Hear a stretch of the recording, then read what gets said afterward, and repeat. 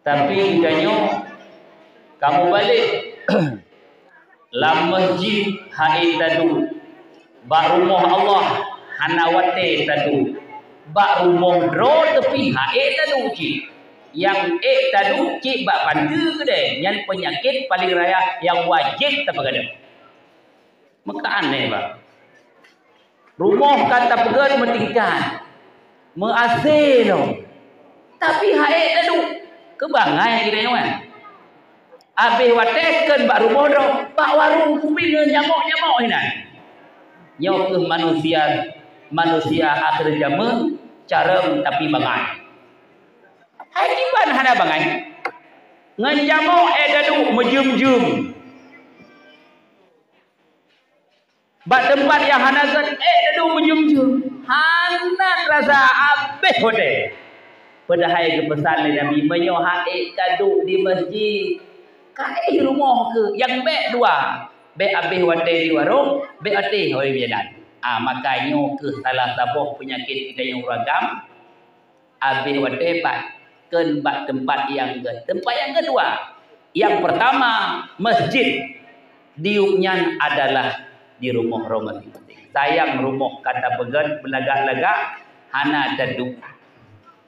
Bat abih wate dadu bat tempat yang hana geridha Rasulullah sallallahu alaihi wasallam.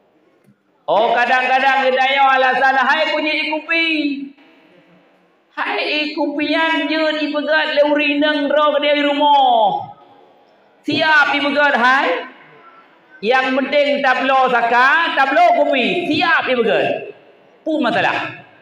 Cuma hana le mangat ikupi urinang ro pegat. Yang mangat ikupi mie goreng yang dipegat lagi nenggok. Kamu balik kena ya? Berat membalik kan? Kemecut membalik. Ayo ke penyakit yang kaidu bakro kedanya. Cujo pegaduh BO. Hai menyo 3 pegaduhan. Menyo biasa leh jum tengah 2 jum. Tengah lom 3 jum tu tengah setengah jam. Jadi artinya tidak jadi masalah kali duduk di warung. Tapi janganlah sampai berjam-jam setiap malam. Rugi kamu itu. Lebih baik tak menginang roh, cot berhidung lagi. Ha kau rinang. Nyan penyakit lakodro. Hai. Habis wate bat bak kedai kopi. Maka kalau ingin selamat menyokemeng aman daripada deca, tetap duduk di rumah. Rumahku surgaku. Nyoken rumah hana surga halik. Tempat kau rumah. Kumang dengar gua rumah. Habis cara nikah. Perjamaah yang dimuliakan oleh Allah Subhanahu wa taala. Kembali biasa. Nabi Muhammad diisrakan oleh Allah Subhanahu wa taala sebelum berangkat dalam satu sejarah Nabi Muhammad gepegli ati gonyan dibelah dada gonyan oleh malaikat Jibril ataupun Jibril. Sebelum Nabi Muhammad diberangkatkan oleh malaikat Jibril untuk bertemu dengan Allah Subhanahu wa taala, maka malaikat Jibril membelah dada Nabi Muhammad, dibersihkan hati Nabi Muhammad dengan air Zam-Zam. Mengadli hati. Ingkagli. Kalau Nabi Muhammad dibersihkan hatinya dengan air Zam-Zam, man menyogedaya ate yang hanagle ngempu dah begle. Ngan Zam-Zam mungkin trod. Hilang haus. Kalau Nabi Muhammad dibersihkan batinnya, hatinya dengan air Zam-Zam pada malam Isra wal Mi'raj, kalau hati kita, apa alat membersihkannya? Apa air yang membersihkannya? Nabi Muhammad mengatakan dalam sebuah hadisnya, Inna hazil qulub tas'adu. Kepegah Nabi, sesungguhnya segala hati dia itu berkarat. Sebagaimana berkaratnya besi. Nabi kepegah hati kita manusia. Hati kita anak Adam. Hati kita sendiri ini berkarat, kata Nabi. Apa makna berkarat? Makna berkarat bersifat yang tidak baik. Na dendam ba'ati, na ujub ba'ati, na riya ba'ati, na takabur ba'ati, dan lain-lain. Itu disebutkan adalah karatan-karatan, kotoran-kotoran yang melekat pada hati. Maka hati manusia yang berkarat, hati manusia tetap berkarat sebagaimana besi berkarat. Maka dikatakan oleh sahabat, wa ma jala'uha ya Rasulullah, kalau hati ini memang berkarat, hati yang hanaget, maka apa yang bisa membersihkan hati itu ya Rasulullah? Hati yang ujub, yang sombong, yang angkuh, yang hananege habago, yang habago, hanabetu yang habaro yang itu. Maka ada 3 perkara yang Rasul katakan saat sahabat menanyakan apa yang membersihkan hati ya Rasulullah. Maka Rasul mengatakan yang pertama tilawatul Quran. Hati yang hanagat bunopat bakdu bak gede nyanci gada amati nyan penyakit. Mampu buat bele baca Quran be Quran. Baca tilawatul Quran. Rasul katakan obat hatimu, hatimu yang tidak baik, hatimu yang kotor itu bisa kamu bersihkan dengan apa? Banyak baca Quran. Le takalan Quran, sering kita baca Quran, maka Al-Quran yang kamu baca dengan fasih dan ikhlas akan membersihkan hatimu. Hati yang bersih, hati yang tidak ingin duduk di tempat yang tidak berfaedah, hati yang bersih, hati yang tidak ingin bersifat sombong dan angkuh dan lain sebagainya. Yang tanda kagli hati. Man widanyo tangga-tangga alun, hana alun li hati matabolong. Menteng mekubang-kubang. Menteng kuto, to yang kagli hati inyo tidak. Hana kan? Dia orang sebab cinta mutua itu. Hati yang kotor itu obatnya kata Rasulullah baca Quran. Quran kalau tajuk Quran murah, Pak. Yang anehnya apa? Baca Quran nggak sanggup, baca Quran sanggup, bolak-balik baca Quran. Allah ya Rabbi. Menyobaca Quran 5 menit. Kalau HP 2 jam. Yang penyakit dalam hadir penyakit baca-baca. Bisa tapi kita ya Allah ya Tuhanku pakai lun baca Quran 5 menit kata ngetku. Kata haba 2 aga 5 menit. Bah ku kalian HP Allah 2 jam hang ku teh. Yang penyakit lelaki ba Allah yang tak kalian menjadi kepahala, yang tak baca menjadi kepahala, hana lain daripada zikir dan Al-Quran dan haba nasihat dan juga lain yang mendung nilai ibadah.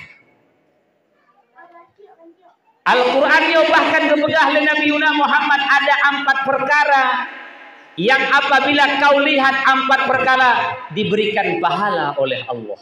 Kepegah oleh Nabi peboh macam perkara menyo takalan perkaranya gejuk pahala. Pahala pun pahala tanda. Yang pertama al-nazru wajibul walid ibadah. Wahai kaum bapak, kaum ibu kepegah oleh Nabi yang pertama kakalan muka urung cik.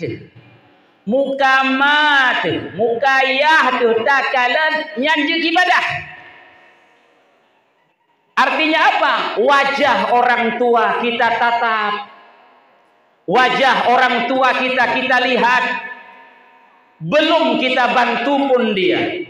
Belum kita berbicara pun dengan dia. Masih melihat muka uruci itu dengan kasih sayang. Nyankan gejuk pahala oleh Allah. Yang menunjukkan menangkah kemuliaan uruci kedanyo. Kegedanyo tingkat takalan muka ke kagejuk pahala oleh Allah Subhanahu wa ta'ala.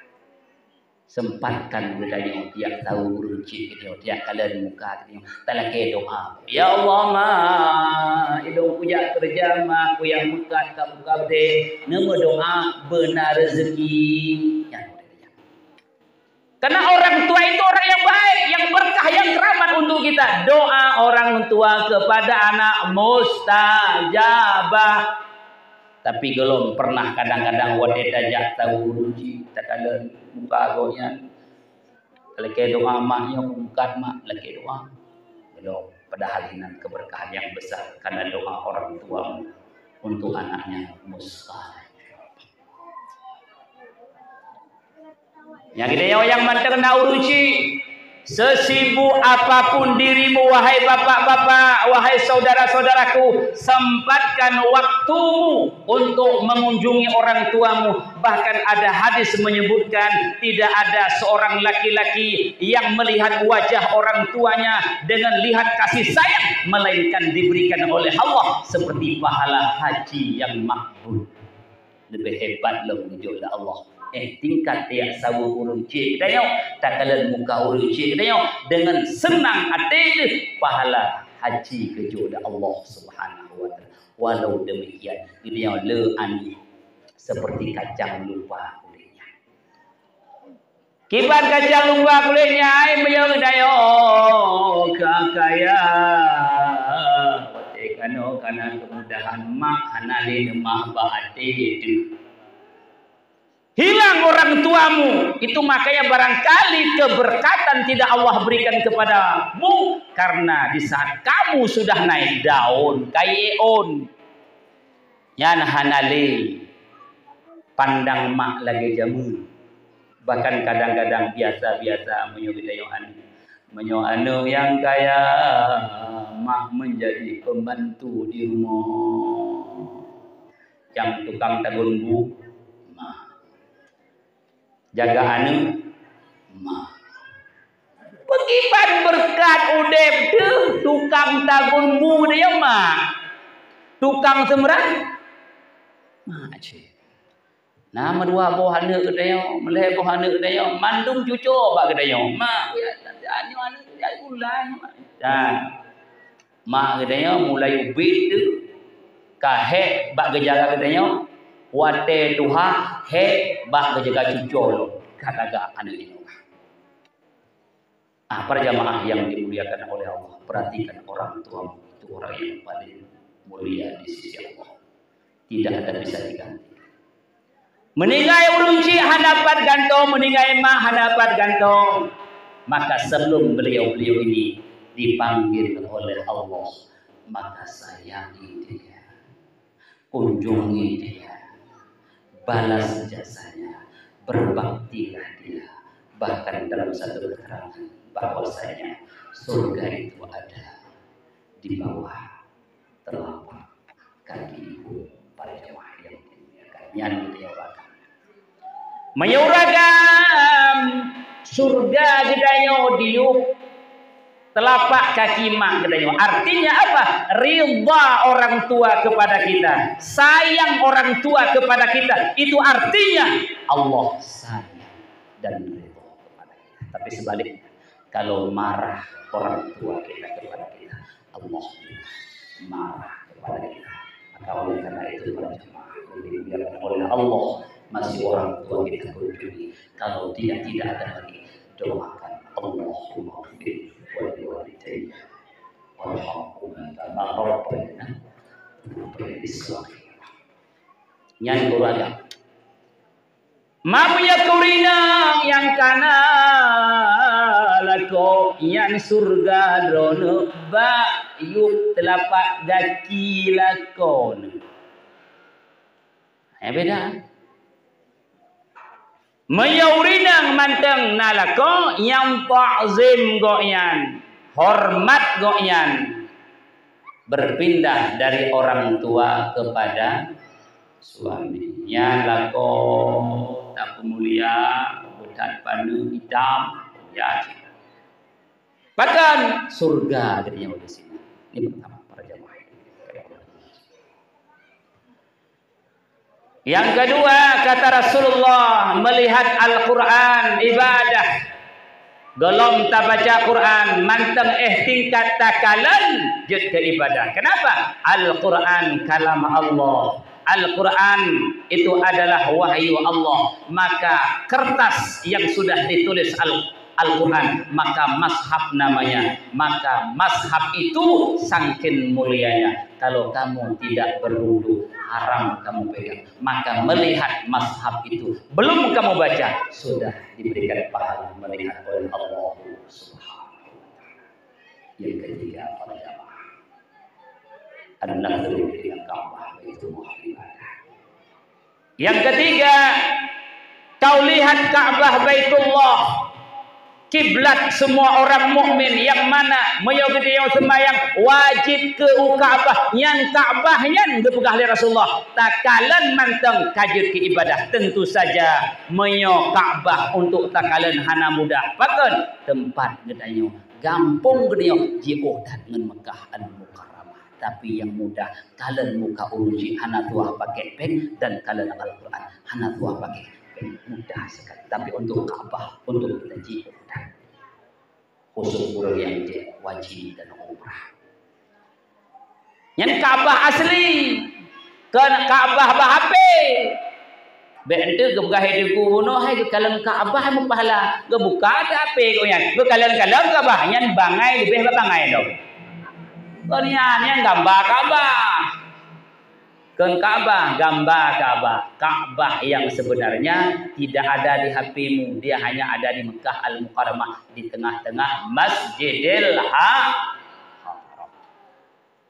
Yang ketiga, yang keempat, kata Rasulullah, an-nazru ila wajhil alim ibadah. Yang keempat, melihat wajah ulama, wajah orang alim menjadi ibadah. Maka orang alim, Rasul, waris Rasul. Orang alim ini adalah orang-orang yang meneruskan perjuangan Rasulullah. Orang-orang yang meneruskan dakwahnya Rasulullah. Maka Rasul katakan, kau lihat muka orang alim ibadah. Ajak ke ibadah golong. Tak dengar haba goyan baru takalan wajhul alim sudah ibadah. Begitu mulianya orang-orang yang alim di sisi Rasulullah, maka melihat wajahnya, maka bejo ngen ulama. Kerja barang punjul tak kerja, tapi bejo ngelampu. Lampu yo adalah ulama, misbahul. Ulama itu sebenarnya. Hari ini kita, anak kita barangkali sudah kita jauhkan dengan para ulama, maka terjadilah begini-begini. Memang kagak janjikan oleh Rasulullah ba'sabu hadis di zaman ala ummati ya firruna bil ulama wal fuqaha. Nama sa singoh gepegah Nabi, umat lunjiuh dari ulama, lung dari para fuqaha. Kalau umatku, kata Nabi, sudah jauh dari ulama, enggak kenal ulama lagi, enggak dekat sama tengku lagi, maka Allah berikan kepada umatku, kata Nabi, 3 bala, 3 ujian diberikan oleh Allah Subhanahu wa Ta'ala. Mga ulama hanadayaturi, ulama kita atur. Pemerintah, pejabat, jangan kau atur ulama, bodoh kau. Ulama yang atur kamu. Kenapa? Karena ulama ini warisnya Rasulullah. Ulama ini orang yang dipercaya oleh Allah. Keberkatan dan ilmu ada pada mereka. Maka laksanakan apa kata mereka. Jangan kau atur-atur mereka. Kau yang diatur oleh mereka. Karena mereka alim dan paham dengan Allah dan syariatnya Allah. Apabila sudah demikian terjadi, maka bejo oleh Allah Subhanahu wa Ta'ala menyukai ulama al-hebur. Bejo yang pertama, ya Rabb Allah barakat. Menyokajiuh dengan ulama-ulama hana dadulile ulama tadi maki, maka yang pertama Allah angkat keberkatan pada usaha dan rezekimu. Penjut le, harta je le, tapi keberkatan hana bisa tak bantu orang lain dengan hartanya, hana bisa tak beribadah dengan hartanya. Harta itu datang tumpuk dan tumpuk dan tumpuk, tidak bisa kita beribadah dengan harta. Itu menunjukkan karena kita kejauhan kita dengan ulama, kejauhan kita para guru-guru kita, maka Allah berikan kepada kita keberkatan pada harta, pada usaha diambil oleh Allah Subhanahu wa taala. Pelu baknya ketenangan hana barakah. Peng yang lebak gedanya, tapi keberkahan hana, ketenangan hana. Ini bisa jadi penyebabnya karena dirimu lari jauh, tidak kenal, tidak open dengan ulama. Yang kau kenal adalah orang-orang yang duniawi yang hebat seperti kamu. Maka terjadilah yang terjadi, keberkatan diangkat oleh Allah Subhanahu wa taala. Yang kedua, sallallahu. Yang kedua, apabila umat ini, masyarakat ini, kaum ini sudah jauh dari ulama, maka Allah tunjukkan kepada mereka, Allah buat kepada mereka pemimpin yang menzalimi mereka. Di saat kita yo masyarakat kaji dengan ulama, maka gejo oleh Allah pak geci, pak camat, pak bupati, pak gubernur, awak-awak yang wajib harta menurut. Artinya apa? Pemimpin yang zalim Allah tunjukkan menjadi pemimpinmu. Apa artinya? Nah pemimpin, tapi kan di pemakmu gedanya. Nah pemimpin kan di pepayung gedanya, kan dibantu gedanya, dicegah dulu. Bahkan dicegah karena kamu jauh dari ulama. Kamu tidak open ulama, tidak mau ngikut ulama, maka Allah berikan bala yang kedua. Allah buat kepadamu pemimpin bukan melindungimu, bukan menyayangimu, bukan mengayomimu, bahkan cekak kamu. Cekak dulu. Hanya jatah hari baju belum. Para jemaah yang dimuliakan oleh Allah Subhanahu wa taala. Dan yang ketiga, kata Rasulullah, yang paling kita takutkan kalau kamu jauh dari ulama, yakhruju minad dunya bi khairil iman. Takut kamu nanti dipanggil oleh Allah luar daripada iman dan Islam. Intinya Isra dan Mi'raj terakhir. Nabiuna bertemu dengan Allah malam Isra wal Mi'raj. Apa perintah yang paling utama untuk kita umat Nabiuna Muhammad? Ada satu ibadah yang diterima oleh Rasul langsung dari Allah tanpa melalui malaikat Jibril, adalah sembahyang as-shalah, yang ibadah yang paling raya. Oleh karena sembahyangnya ibadah yang paling raya, tak jaga sembahyang berlebih daripada tak jaga harta. Tak sayang ke sembahyang berlebih daripada tak sayang ke harta. Tak rawat sembahyang, terperbaiki sembahyang berlebih daripada tak rawat harta. Kenapa? Karena tidak ada satu ibadah zahiriyah yang lebih mulia daripada sembahyang. Oleh karena sembahyang amalan yang paling tertinggi, bahkan itu adalah mi'rajul mukminin. Kalau Nabi Muhammad Isra Mi'raj bertemu dengan Allah langsung, kalau kita orang mukmin, kapan mi'rajnya? Waktu sholat. Saking mulianya sholat itu disebutkan mi'rajnya, perjalanan kita dengan Allah Subhanahu wa taala. Maka sembahyang 5 waktu nejaga. Menyotelan bagmayang hanaruh tajamah hanaruh tajak menjadi bentakli lagi gada Honda takli. Nah, nyomnya gada Honda itu bit iya bah ngidung gada Honda. gadah kaming leduku. Semayang tinggal hangga klik bangai kah? Bangai mati. Hai semayang tinggal hangga klik. Gadah kaming dah klik ke bangai urang je bang. Jauh lebih mulia ibadahmu, salatmu ketimbang hartamu sepenuh dunia. Kalau begitu tinggal salatmu harus nangis kepada Allah. Taubat kepada Allah. Bersedih kepada Allah. Tinggal ibadahku ya Allah. Tapi sebaliknya gidanya. Mau tinggal semayang. Hana tapu-tapu. Berlawan sebuah telat. Wik betul. Mengak badan itu. Sebuah balapan. Mengak badan. Nyan penyakit-penyakitnya kajik bangu. Lebih-lebih dia putih. Nyan tak jaga semayang sempurna. Usahakan awal wate berjamaah la masjid podek masjid. Yo masjid kalau tak pedem laga masjid. Memakmurkan puronya kelemahan. Bisa kita makmurkan masjid. Kenapa tidak bisa? Kalau sudah memang semangat kita untuk betul-betul beribadah, akan bisa semuanya. Tapi puronya kelemahan kita mandeng bah semangat baibad. Kelemahan kita puronya kan baibad kan punaji kelemahan raya kita baibadah. Hai bukti tinggal semayang ngampu.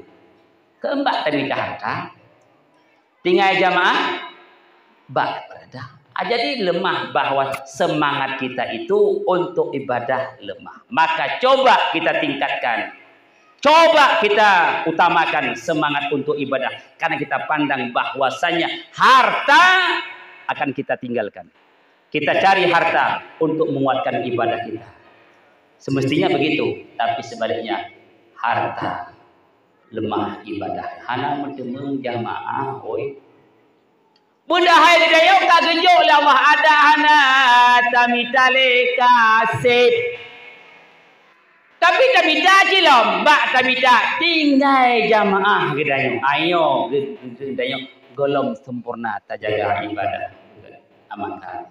Talakai ba Allah Subhanahu wa taala beik tajaga ibadah di waktunya sebaik-baiknya. Mudah-mudahan gedayo kembali kepada Allah dalam kemuliaan di sisi Allah Subhanahu. Dan terakhir ane gedayo tabimbing tabina ane gedayo tayu semayang karena semayangnya berat huai ayah moyo wate ubid hai dan semayangnya kaduha ini yang keurung tuha ikut aja nih nyantang semayang peken karena wate maya hana gemulai long meyoka mulai na ane karena cuco tak mulai sembahyang biasa payah hidup yang kejut Rasulullah ke kayu ane gata sembahyang umur 7 tahun untuk sembahyang istiqamah sembahyang menjadi daging darah harus dimulai dari umur 7 tahun. Hingga Rasul katakan saking tegasnya, saking beratnya salat ini agar bisa dia itu dari kecil sudah mulai buat dikarai hanali tinggai bikin Nabi pukul anakmu apabila meninggalkan sembahyang umur 10 tahun. Ya hantong. Tapi monyo haitim tagun bu, haitim jaga gede, nyan tapoh. Monyo haitim sembahyang biasa nyan model ruci.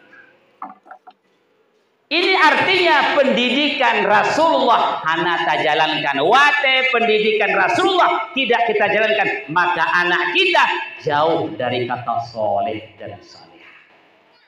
Intinya perjemaah yang dimuliakan oleh Allah. Maka kita didik anak kita menjadi anak yang soleh dan saleh.